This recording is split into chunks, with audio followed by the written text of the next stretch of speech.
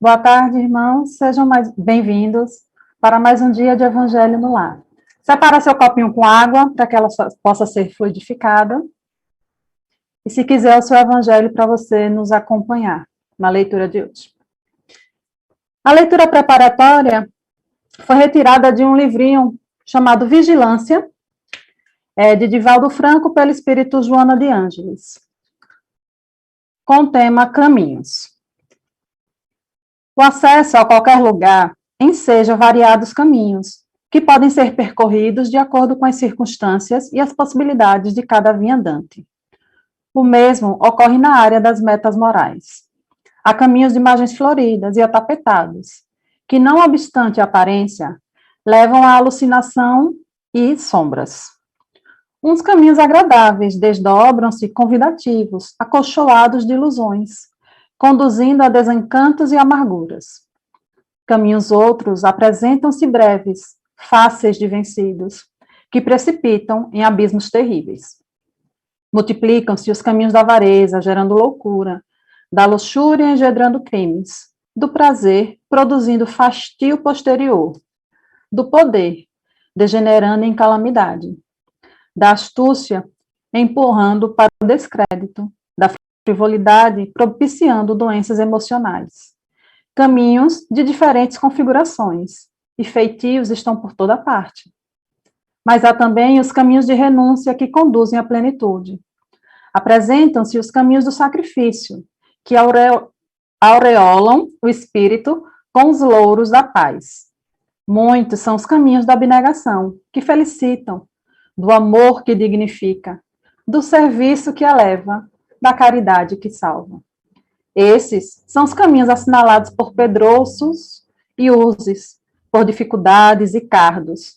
Apesar disso, em se considerando a situação moral da terra e de quase todos aqueles que a habitam, transitoriamente envoltos na indumentária carnal, não há por que esperar-se caminhos de felicidade e festa sem o contributo da expiação, da reparação, do sofrimento, após o que se enflorescem os ideais da harmonia e da liberdade plena. Disse Jesus: eu sou o caminho, exemplo máximo sob todos os aspectos em que seja considerado. O seu conceito torna-se um apelo de incontestável significado, convidando-nos a segui-lo, maneira única de alcançarmos a legítima felicidade, aquela que transcende os limites do imediatismo perturbador e frustrante. E assim, com essa mensagem, esse convite de Jesus para segui-lo, né, no caminho que ele nos mostrou, vamos elevar nossos pensamentos. Se você se sentir à vontade, feche seus olhos, respire mais profundamente, acalmando a mente, abrindo seu coração para receber os fluidos benéficos da espiritualidade superior, que vem nos acompanhar durante mais um Evangelho no Lar.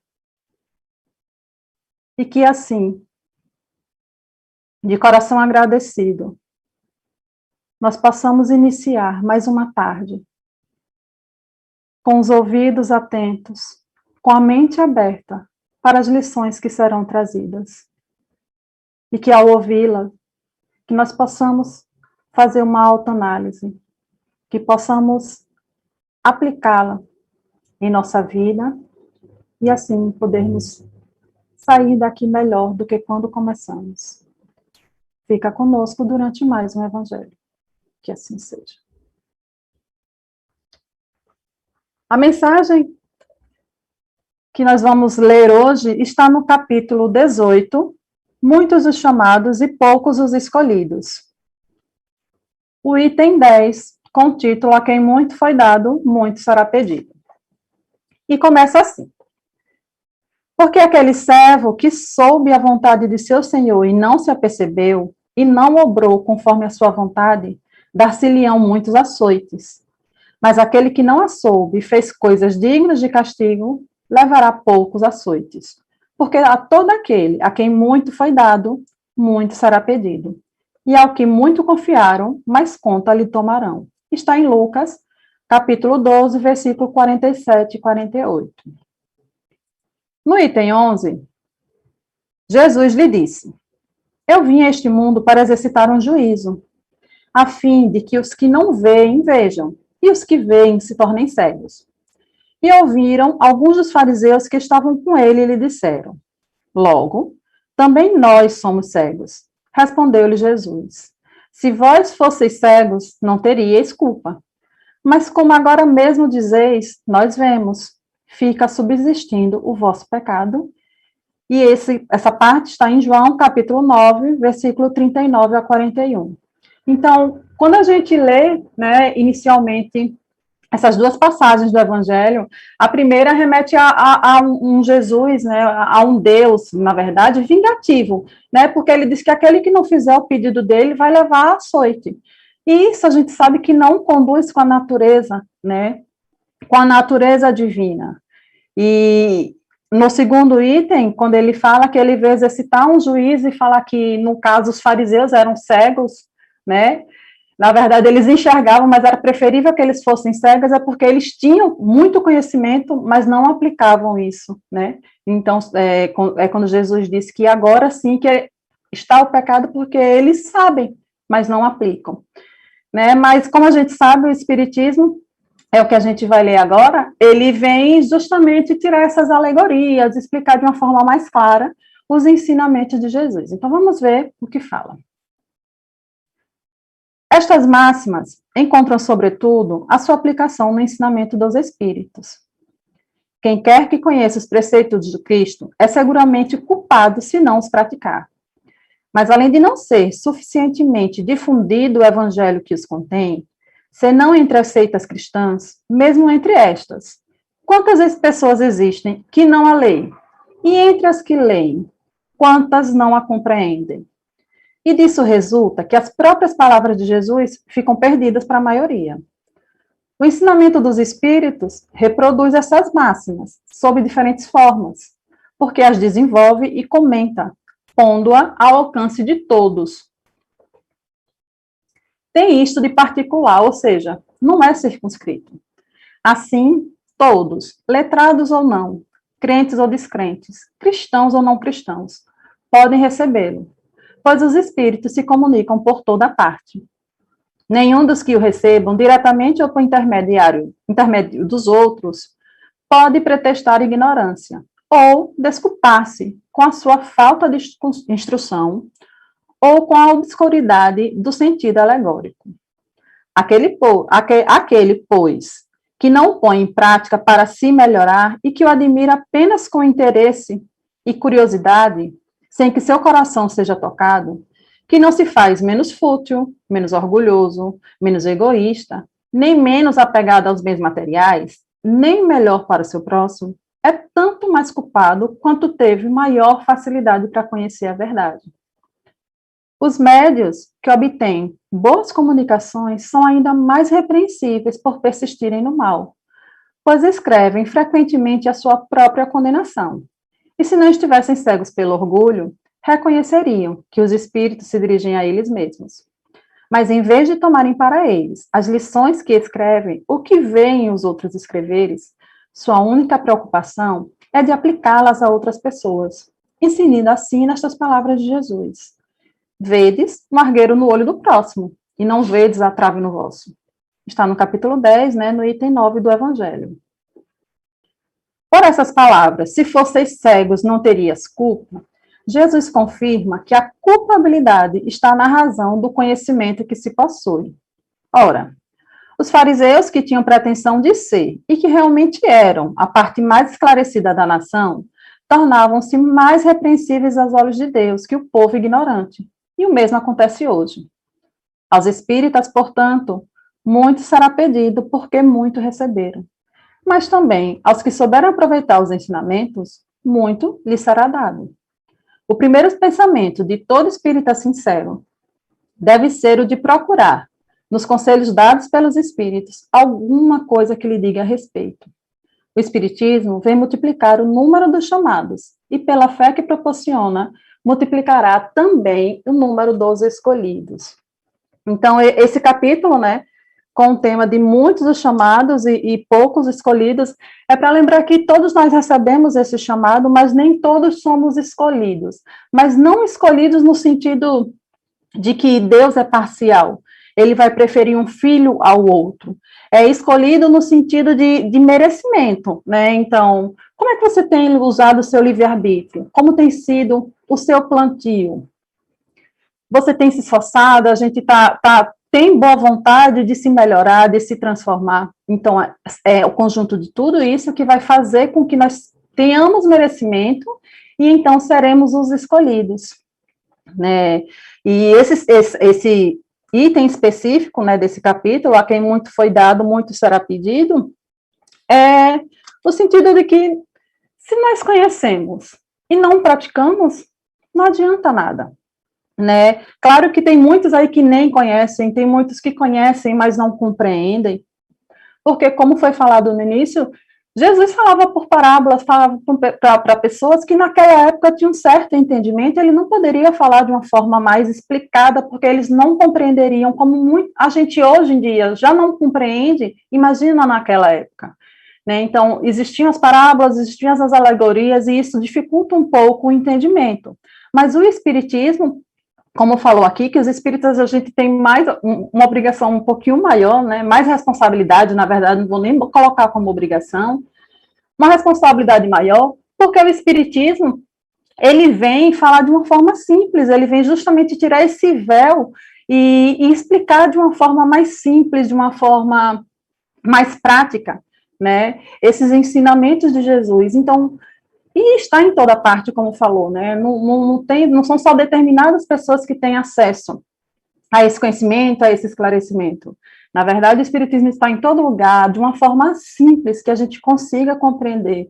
A dificuldade está justamente da gente colocar em prática, porque muita gente consegue compreender, mas se paralisa, né? Se fixa na contemplação de Jesus, né? Então fica admirado, é interessante, admira, mas fica nisso, né? Então, vê como Jesus, os exemplos dele, como uma coisa inalcançável, né? Então, poxa, é lindo, mas ele está lá e a gente está aqui, a gente nunca vai chegar nele. Então, fica nessa contemplação passiva e nós continuamos do mesmo jeito. E aí aqui fala, né, vem nos lembrar que assim, Jesus veio para nos ensinar como a gente tem que caminhar, porque ele é o caminho. Então, sim, nós temos condições de chegar lá. Vai depender do nosso esforço, da nossa boa vontade. Mas, para isso, esses ensinamentos, eles têm que tocar o nosso coração. Porque, quando toca o nosso coração, a gente sente aquela vontade quase incontrolável da gente querer mudar, da gente querer transformar as nossas atitudes, os nossos pensamentos. Claro que não é uma coisa fácil que vai ser feita de uma hora para outra, porque nós já estamos, né, com esses comportamentos arraigados de inúmeras reencarnações anteriores. Então, a gente vai tentar mudar, vai cair, vai continuar errando, mas só essa consciência do que a gente precisa transformar, ou quando a gente para naquele momento, fez alguma coisa errada e a gente reconhece o que errou, e aí pensa no que a gente deveria fazer, já é um passo nessa evolução, um passo nessa transformação. Porque o que importa é o esforço que a gente faz para a gente se melhorar, né? E com o tempo vai ficando mais fácil, mais automático, a gente já não precisa ficar se forçando a se comportar ou pensar de determinada forma. A gente vai introjetando esses comportamentos. Uma outra coisa é que fala, né, que quanto mais nós conhecemos, mais nós temos razão para mudar, porque a cobrança será maior, né? E é como aconteceu com os fariseus, eles conheciam, mas não aplicavam, então não adianta nada. E a gente sabe que o Espiritismo tem uma gama gigantesca de livros, né? Tem o Pentateuco, que vai explicar os ensinos de Jesus, e do Pentateuco se desenvolveram, né, inúmeros livros, porque os espíritos continuam trazendo os ensinamentos até hoje. Então, nós temos uma gama enorme de conhecimento nas nossas mãos, né? Então, a gente tem que colocar muito mais em prática, porque nós vamos ser cobrados, porque se nós temos esse conhecimento, por que a gente não aplicou? Né, porque nós sabemos que estamos todos aqui para nos ajudar, né, e a evoluir e a seguir em frente.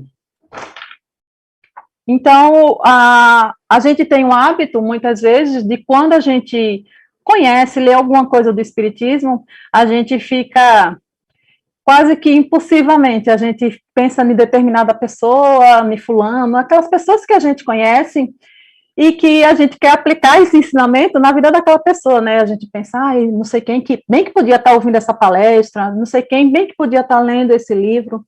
E a gente esquece que se está vindo para a gente, se é a gente que está ouvindo, aquilo ali está vindo para a gente.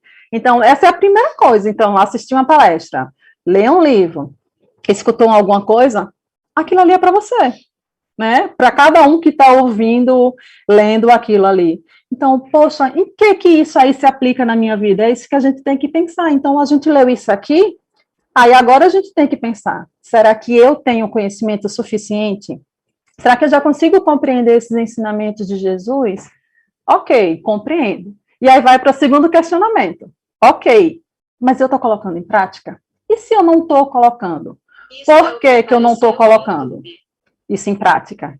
Né? E aí a gente detectando o que está nos impedindo de colocar em prática esses ensinamentos de Jesus é que a gente vai progredindo nessa evolução, nessa nossa transformação moral, que é o grande objetivo, né? A nossa reforma íntima, a nossa transformação para sermos pessoas melhores, para seguir o caminho do Cristo.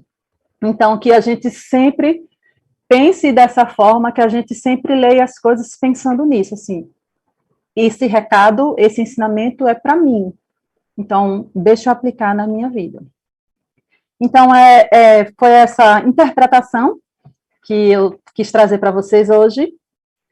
Vamos para a nossa prece final.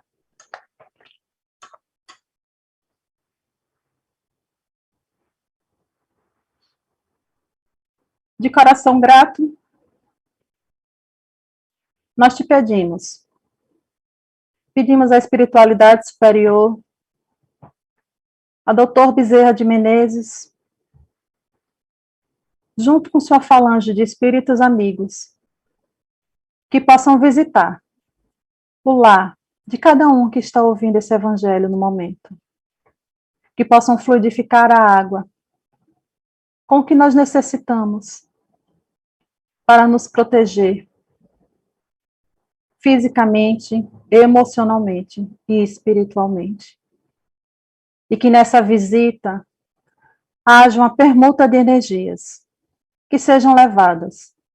Todas as energias deletérias que nós acumulamos no nosso dia a dia, com os nossos pensamentos, com as nossas palavras, com as nossas atitudes, com as nossas leituras, com o que nós assistimos e conversamos.